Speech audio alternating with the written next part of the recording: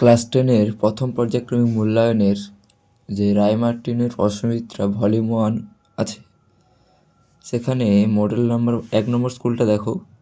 প্রথমে এমসিকিউগুলো দেখে নাও। স্টোন ক্যান্সারের কারণ হলো কি হবে? অম্লবৃষ্টি। অপশান ডি সঠিক উত্তর, অম্লবৃষ্টি। আচ্ছা, দুয়েরটা কি বলছে? Calorie mole inverse degrees inverse এককে আদর্শ গ্যাস ধ্রুবকের মান কত হয়? কত হয় বলো তো? 1.98। আচ্ছা, তারপরে দেখো, মোটর গাড়িতে ব্যবহৃত রিয়ার ভিউ মিররটি হলো একটি উত্তল দর্পণ। সঠিক উত্তর উত্তল দর্পণ হবে। কোনো মাধ্যমের পরম প্রতিসরাঙ্ক প্রদত্ত কোন বর্ণের আলোর জন্য সর্বাধিক হবে? এটা হচ্ছে বেগুনি। বেগুনি বর্ণের আলোর জন্য সর্বাধিক। বিক্ষেপিত আলোর তীব্রতা আই এবং আলোর তরঙ্গদৈর্ঘ্য ল্যামডা এর মধ্যে সম্পর্ক হবে কি? ডিটা। প্রদত্ত কোন মৌলটি চ্যালকোজেন গোষ্ঠীভুক্ত? সঠিক উত্তর হচ্ছে অক্সিজেন। প্রদত্ত কোন যৌগটিতে সমযোজী ত্রিবন্ধন বর্তমান? সঠিক উত্তর কী হয় বলো তো? Nitrogen, N2। সি হচ্ছে সঠিক উত্তর। গ্রুপ বি দেখো, দুই দাগের একটা কী বলছে? বায়ুমণ্ডলের কোন স্তরে বেতার তরঙ্গ প্রতিফলিত হয়? উত্তরটা দেখে নাও, আয়নোস্ফিয়ারে। ওজোন স্তরের ঘনত্ব কোন এককে পরিমাপ করা হয়? ডবসন এককে। অথবা কি বলেছে? সিএনজি এর মূল উপাদান কি? সিএনজি এর মূল উপাদান মিথেন, CH4। -27°C উষ্ণতাটি কেলভিন স্কেলে কত হবে? দেখো, কেলভিন স্কেলে যদি নিয়ে যেতে চাই 273 দিয়ে যোগ করতে হয়, তাহলে সেক্ষেত্রে -27 প্লাস 273 সমান কত হবে? 246 কেলভিন। গ্যাসের অণুর গতিশক্তির সঙ্গে পরম তাপমাত্রার সম্পর্ক কী? সম্পর্কটা হচ্ছে কি? সমানুপাতিক। অবতল দর্পণ কখন বস্তুর অসৎ বিম্ব গঠন করে? উত্তরটা কী হবে? যখন বস্তু ফোকাস ও মেরুর মধ্যে থাকে। সুস্থ ব্যক্তির ক্ষেত্রে দৃষ্টির নিকটবিন্দুর দূরত্ব কত? 25 সেমি। আপতন কোণের মান কত হলে স্নেলের সূত্র প্রযোজ্য হয় না? এটা হচ্ছে কত? 0 ডিগ্রি হয়ে গেলে। একটি প্রাকৃতিক বর্ণালীর উদাহরণ দাও। রামধনু। পর্যায় সারণীর কোন গ্রুপে কঠিন, তরল ও গ্যাসীয় 3 অবস্থার মৌল পাওয়া যায়? এটা হচ্ছে কি? গ্রুপ 17। ঠিক আছে, এখানে কঠিন আয়োডিন আছে, তরল হচ্ছে ব্রোমিন, আর গ্যাসীয় হচ্ছে ফ্লোরিন, ক্লোরিন আছে। বিবৃতিটি সত্য না মিথ্যা লেখো। মূলত একটি সুস্থিত জালকার গঠন উৎপন্ন হওয়ার জন্য আয়ন যৌগ গঠন করা সম্ভব হয়। এটা মিথ্যা হবে। ঠিক আছে, ইলেকট্রন বিন্যাস ও প্রয়োজন রয়েছে। NaCl ও I2 এর মধ্যে কোনটি কার্বন টেট্রাক্লোরাইড দ্রাব্য? এখানে হচ্ছে কি? I2 হবে কার্বন টেট্রাক্লোরাইডের দ্রাব্য। 3 দাগের 1 দেখো, কি বলেছে? ওজোন স্তর বিভাজনে CFC এর ভূমিকা। উত্তরটা দেখে নাও। ওজোন স্তর বিভাজনে CFC এর গুরুত্বপূর্ণ ভূমিকা পালন করে। CFC বায়ুমণ্ডলের স্ট্র্যাটোস্ফিয়ার স্তরে পৌঁছালে সূর্যের অতিবেগুনি রশ্মির প্রভাবে ভেঙে গিয়ে সক্রিয় ক্লোরিন পরমাণু উৎপন্ন করে। এই ক্লোরিন পরমাণু ওজোন অণুর সাথে বিক্রিয়া করে ওজোনকে অক্সিজেনে পরিণত করে।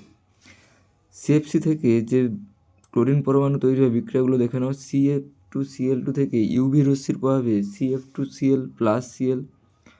ক্লোরিন দ্বারা ওজোন ধ্বংস। Cl+O3 থেকে ClO+O2। আরেকটা বিক্রিয়া হচ্ছে কি? ClO+O থেকে Cl+O2। এই প্রক্রিয়ায় ক্লোরিন পরমাণু হাজার হাজার ওজোন অণু ধ্বংস করতে পারে। 3 দাগে 2 দেখো, অপ্রচলিত শক্তিকে বিকল্প শক্তির উৎস হিসেবে ব্যবহার করা দরকার কেন? উত্তরটা দেখে নাও। এগুলি পরিবেশ বান্ধব এবং জীবাশ্ম জ্বালানির মতো গ্রিনহাউস গ্যাস নির্গত করে না। এগুলি অফুরন্ত বা নবীকরণযোগ্য, যেমন সৌরশক্তি, বায়ুশক্তি, জলবিদ্যুৎ শক্তি। জীবাশ্ম জ্বালানির ভাণ্ডার সীমিত এবং তা দ্রুত ফুরিয়ে আসছে। এগুলি শক্তির উৎস হিসেবে বৈচিত্র্য আনে এবং একটি উৎসের ওপর নির্ভরতা কমায়। 3 দেখো, চার্লসের সূত্র এবং পরম শূন্য উষ্ণতা সেখান থেকে কীভাবে পাওয়া যায়? চার্লসের সূত্রটা দেখে নাও। চার্লসের সূত্র অনুযায়ী স্থির চাপে নির্দিষ্ট ভরের কোনো গ্যাসের আয়তন প্রতি ডিগ্রি সেলসিয়াস উষ্ণতা বৃদ্ধি বা হ্রাসের জন্য 0 ডিগ্রি সি এর আয়তনের 1/273 অংশ যথাক্রমে বৃদ্ধি বা হ্রাস পায়। গাণিতিক রূপটা দেখো। ভিটি সমান V0 ইন্টু 1+T/273। এবার দেখো এখানে যদি আমি টির জায়গায় -273°C বসিয়ে দিই কী পাবো? V-273 সমান V0 ইন্টু 1+-273/273। তাহলে V0 ইন্টু 1 - 1 সমান তার মান কত পাচ্ছি? 0। অর্থাৎ স্থির চাপে কোনো আদর্শ গ্যাসের উষ্ণতা কমিয়ে -273°C করলে তার আয়তন তাত্ত্বিকভাবে শূন্য হয়ে যায়। এই উষ্ণতাকে পরম শূন্য উষ্ণতা বলা হয়। বাস্তবে কোনো গ্যাস এই উষ্ণতায় পৌঁছানোর আগেই তরল বা কঠিন পদার্থে পরিণত হয়। তারপরে দেখো উত্তর লেন্সের সাহায্যে সৎ ও বিবর্ধিত প্রতিবিম্ব গঠনের পরিষ্কার চিত্র অঙ্কন করো। দেখো কী হবে, এক্ষেত্রে বস্তুটাকে কোথায় থাকতে হবে? বস্তুর অবস্থান হচ্ছে F ও 2F এর মধ্যবর্তীতে থাকতে হবে এবং প্রতিবিম্বের আকারটা কী হবে? সৎ, অবশীর্ষ এবং বস্তু অপেক্ষা আকারে বড় অর্থাৎ বিবর্ধিত। আর কোথায় গঠিত হবে? 2F অপেক্ষা বেশি দূরত্বে গঠিত হবে। ঠিক আছে, প্রতিবিম্বের অবস্থানকে লিখবে 2F অপেক্ষা বেশি দূরত্বে। অথবাটা দেখো, একটি আলোকরশ্মি 30° কোণ বিশিষ্ট প্রিজমের একটি তলে 60° কোণে আপতিত হলে যদি নির্গমন রশ্মির জন্য চ্যুতিকোণ 30° হয় তবে প্রিজমের উপাদানের প্রতিসরাঙ্ক নির্ণয় করো। প্রথমে কী কী দেওয়া আছে? প্রিজম কোণ A সমান 30°, আপতন কোণ I1 সমান 60°, চ্যুতিকোণ ডেল্টা সমান 30°। তাহলে এক্ষেত্রে যে সূত্রটা ছিল ডেল্টা সমান I1 + I2 - A, সেখানে বসিয়ে I2টা কত পেয়েছি দেখো? 0°। তাহলে I2টা বের করে ফেললাম 0°। এবার প্রিজমের সূত্রে কী হয়? A সমান R1 + R2। যেহেতু নির্গমন কোণ 0°, তাই আলো লম্বভাবে আপতিত হয় অর্থাৎ R2 0°। তাহলে কী পাবো? মান বসিয়ে 30° সমান R1 + 0°। তাহলে R1 সমান 30°। এবার স্নেলের সূত্রানুযায়ী প্রিজমের উপাদানের প্রতিসরাঙ্ক মিউ সমান sin I1/sin R1। দেখো মান বসিয়ে দিলে কী পাবো? মিউ সমান sin 60°/sin 30°। তাহলে মিউ সমান √3/2/1/2। সেখান থেকে কী পাবো? মিউ সমান √3। তাহলে প্রিজমের উপাদানের প্রতিসরাঙ্ক √3। 3-4 দেখো, একটি মৌলের পারমাণবিক সংখ্যা 38, মৌলটির আধুনিক পর্যায় সারণীতে অবস্থান নির্ণয় করো। মৌলটির চিহ্ন M ধরে তার ক্লোরাইডের সংকেত লেখো। দেখো তোমাদের যদি এই উত্তরের PDF দরকার হয় তাহলে তোমরা কমেন্ট সেকশানে জানিও যে PDF চাই বা PDF দিলে ভালো হতো, তাহলে আমি কিন্তু তোমাদের রিপ্লাই PDF দিয়ে দেবো। ঠিক আছে, আচ্ছা উত্তরগুলো দেখে নাও। পারমাণবিক সংখ্যা 38 বিশিষ্ট মৌলটি হলো স্ট্রনশিয়াম। আধুনিক পর্যায় সারণীতে অবস্থান, এটি পঞ্চম পর্যায় এবং দ্বিতীয় শ্রেণী মৌল। ক্লোরাইডের সংকেত, মৌলটির যোজ্যতা 2, ক্লোরিনের যোজ্যতা 1, তাই মৌলটির চিহ্ন M হলে তার ক্লোরাইডের সংকেত হবে MCl2। তারপরে দেখো লুইস ডট গঠন, CaH2 কী হবে? এটা তো একটা আয়নীয় যৌগ, তাই Ca তার বাইরের দুটো হাইড্রোজেনকে দিয়ে দেয়। তাহলে সেক্ষেত্রে কী গঠিত হবে? Ca2+ আর H-। তাহলে CaH2 দেখে নাও। আচ্ছা BF3, তাহলে এক্ষেত্রে সময়োজী এক বন্ধন গঠিত হয়েছে। লুইস ডটটা তোমরা করে নেবে। HCl সময়োজী প্রকৃতির হওয়া সত্ত্বেও জলীয় দ্রবণে তড়িৎ পরিবহন করে কেন? কি বলছে দেখো, HCl গ্যাসীয় অবস্থায় সময়োজী হলেও জলীয় দ্রবণে এটি জলের অণুর প্রভাবে বিয়োজিত হয়ে আয়ন উৎপন্ন করে। এই আয়নগুলি মূলত H+ বা H3O+ এবং Cl- দ্রবণে মুক্তভাবে চলাচল করতে পারে, যার ফলে জলীয় দ্রবণটি তড়িৎ পরিবহন করে। 3-6 দেখো কি বলেছে, একটি মৌল X পারমাণবিক সংখ্যা 12 Y মৌলের সঙ্গে রাসায়নিক বন্ধনে আবদ্ধ হয়। Y এর পারমাণবিক সংখ্যা 7 হলে যৌগটির সংকেত ও প্রকৃতি নির্ণয় করো। দেখো মৌল X হলো ম্যাগনেসিয়াম, যোজ্যতা 2, আর মৌল Y হলো নাইট্রোজেন, যোজ্যতা 3। যৌগটির সংকেত কী হবে? X এবং Y এর যোজ্যতা বিনিময় করে সংকেতটা কী হবে? X3Y2। যৌগটির প্রকৃতি কী হবে? এক্স একটি ধাতু, ওয়াই একটি অধাতু হয়, এদের মধ্যে গঠিত বন্ধনটি হবে আয়নীয় প্রকৃতির। 4-1 দেখো কি বলেছে, গ্যাসের অণুর গতির ক্ষেত্রে মুক্ত পথ কাকে বলে? উত্তরটা দেখে নাও। গ্যাসের অণুর গতির ক্ষেত্রে মুক্ত পথ হলো দুটি পরপর সংঘর্ষের মধ্যবর্তী সময়ে অণুটি দ্বারা অতিক্রান্ত গড় দূরত্ব। অণুগুলি এলোমেলোভাবে গতিশীল অবস্থায় একে অপরের সাথে বা পাত্রের দেওয়ালের সাথে অবিরাম সংঘর্ষে লিপ্ত হয়। এই দুটি সংঘর্ষের মধ্যবর্তী দূরত্বকে মুক্তপথ বলে। বিটটা দেখো কি বলেছে, 27°C উষ্ণতায় 760 mmHg চাপে কিছু পরিমাণ গ্যাসের আয়তন 1000 সিসি। কত তাপমাত্রায় 750 mmHg চাপে ওই গ্যাসের আয়তন 1520 সিসি হবে? দেখে নাও, প্রথমে লিখে নেব কি প্রারম্ভিক অবস্থা বা প্রাথমিক অবস্থা বলে T1 সমান 27°C সমান কী পাবো? 300 কেলভিন। P1 সমান 760 mmHg, V1 সমান 1000 সিসি।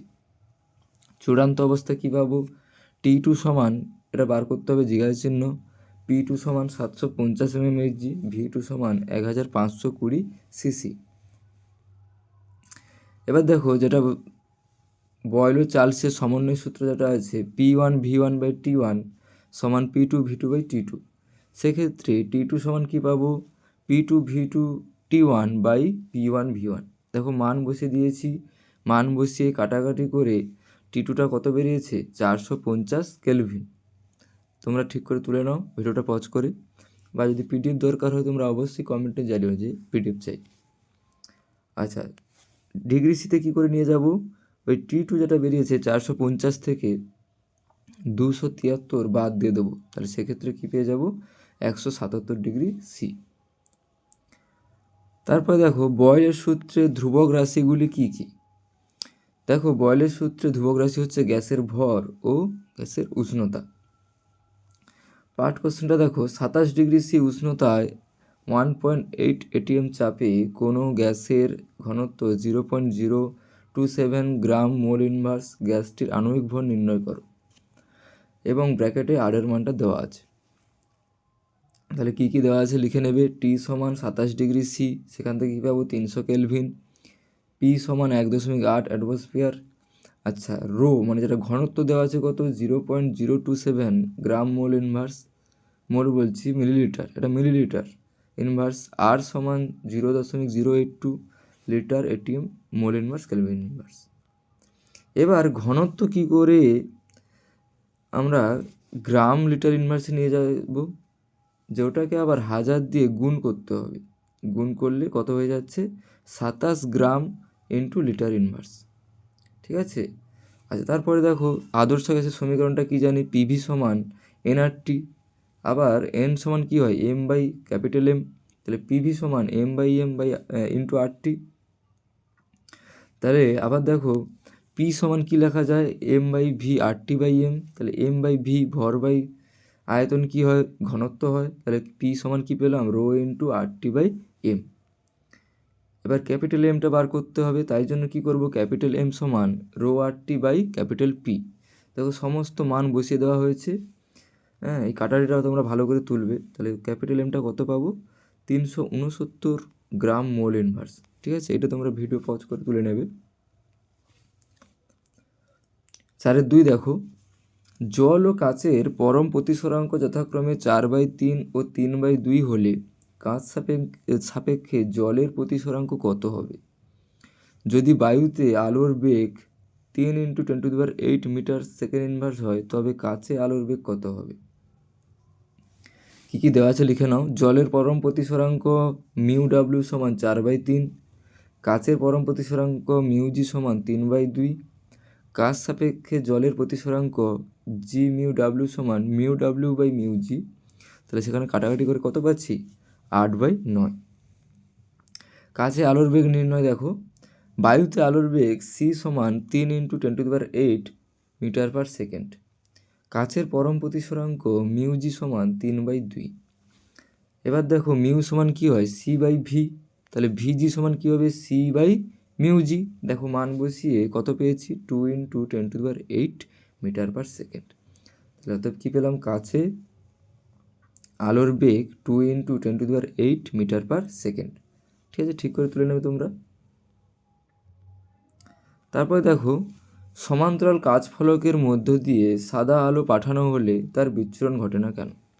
কি বলেছে, সমান্তরাল কাচ ফলকের মধ্য দিয়ে সাদা আলো পাঠালে কাচ ফলকে প্রথম তলে আলোর বিচ্ছুরণ ঘটলেও দ্বিতীয় তলে যখন আলো পুনরায় বায়ুতে নির্গত হয় তখন বিভিন্ন বর্ণের আলোকরশ্মিগুলি পরস্পর সমান্তরালভাবে নির্গত হয়, ফলে এই বর্ণগুলি আলাদাভাবে চোখে পড়ে না এবং মনে হয় যেন বিচ্ছুরণ ঘটেনি। বির অপশান কি বলেছে, একটি হলুদ বর্ণের ফুলে লাল আলো ফেলা হলো কী রঙের ফুল দেখা যাবে এবং কেন? ফুলটিকে কালো দেখাবে, কারণ দেখো হলুদ ফুল প্রধানত লাল এবং সবুজ আলো শোষণ করে না, প্রতিফলিত করে। যখন শুধুমাত্র লাল আলো ফেলা হয় ফুলটি সেই আলো শোষণ করে নেয় এবং কোনো আলো প্রতিফলিত হয় না, ফলে ফুলটিকে কালো দেখায়। তারপরে দেখো তারপরে প্রশ্ন, একটি অবতল দর্পণের বক্রতা কেন্দ্রে বস্তু রাখা হলো, প্রতিবিম্ব গঠনের পরিষ্কার রেখাচিত্র অঙ্কন করো। তাহলে দেখে নাও চিত্রটা, এখানে সি বিন্দুতে রাখা আছে পি কিউ বস্তু এবং প্রতিবিম্বটা গঠন হয়েছে পি ড্যাশ কিউ ড্যাশ। ঠিক আছে, তোমরা চিত্রটা এঁকে নেবে। আর কী হবে, প্রতিবিম্বের প্রকৃতিটা কী হবে, সৎ, অবশীর্ষ ও বস্তুর সমান আকার সম্পন্ন হয়, আর প্রতিবিম্ব ওই বক্রতা কেন্দ্রেই গঠিত হয়। তারপরে দেখো বিটটা, মানুষের চোখের অন্ধবিন্দু কাকে বলে? মানুষের চোখের রেটিনায় যে স্থানে আলোক সংবেদী কোষ থাকে না সেই স্থানকে অন্ধবিন্দু বলে। এই স্থান থেকে অপটিক স্নায়ু বেরিয়ে মস্তিষ্কে প্রবেশ করে। এই স্থানে কোনো প্রতিবিম্ব গঠিত হয় না বা দর্শন অনুভূতি সৃষ্টি হয় না। 4 মেন্ডেলিভের পর্যায় সারণীর 3টি ত্রুটি লেখো। কি বলেছে, প্রথম অপশান কি, প্রথম পয়েন্টে লিখবে কি, হাইড্রোজেনের অবস্থান। হাইড্রোজেনের ধর্ম ক্ষার ধাতু ও হ্যালোজেন উভয়ের সঙ্গেই মেলে, তাই এর নির্দিষ্ট অবস্থান ছিল না। আইসোটোপের অবস্থান, একই মৌলের বিভিন্ন আইসোটোপের পারমাণবিক ভর ভিন্ন হলেও তাদের জন্য পর্যায় সারণীতে আলাদা কোনো স্থান নির্দিষ্ট ছিল না। কিছু মৌলের অসঙ্গতিপূর্ণ অবস্থান, কিছু ক্ষেত্রে বেশি পারমাণবিক ভরযুক্ত মৌলকে কম পারমাণবিক ভরযুক্ত মৌলের আগে রাখা হয়েছিল, যেমন আর্গনকে পটাশিয়ামের আগে। অথবাটা দেখো, মৌলের আয়নীকরণ শক্তির সংজ্ঞা দাও। সাধারণ অবস্থায় বিচ্ছিন্ন কোনো গ্যাসীয় পরমাণুর সর্ববহিস্থ কক্ষপথ থেকে একটি ইলেকট্রন অপসারণ করে একক চার্জযুক্ত ধনাত্মক আয়নে পরিণত করতে যে ন্যূনতম শক্তির প্রয়োজন হয় তাকেই ওই মৌলের আয়নাইজেশন শক্তি বা আয়নীকরণ বিভব বলে। কার্বন, নাইট্রোজেন, অক্সিজেন, বি মৌলগুলিকে প্রথম আয়নাইজেশন শক্তির ঊর্ধ্বক্রমে সাজাও। দেখো যেহেতু পর্যায় বরাবর বাম থেকে ডানে গেলে শক্তি বাড়ে, কি হবে, B less than C O N. ঠিক আছে, যদি তোমাদের ভিডিওটা ভালো লাগে অবশ্যই বন্ধুদের শেয়ার করবে, আর কমেন্টে জানিও কত নম্বর স্কুল লাগবে বা পিডিএফ লাগলে যদি কমেন্টে জানিও, আর অবশ্যই লাইক করে দেবে। ঠিক আছে, রাখছি।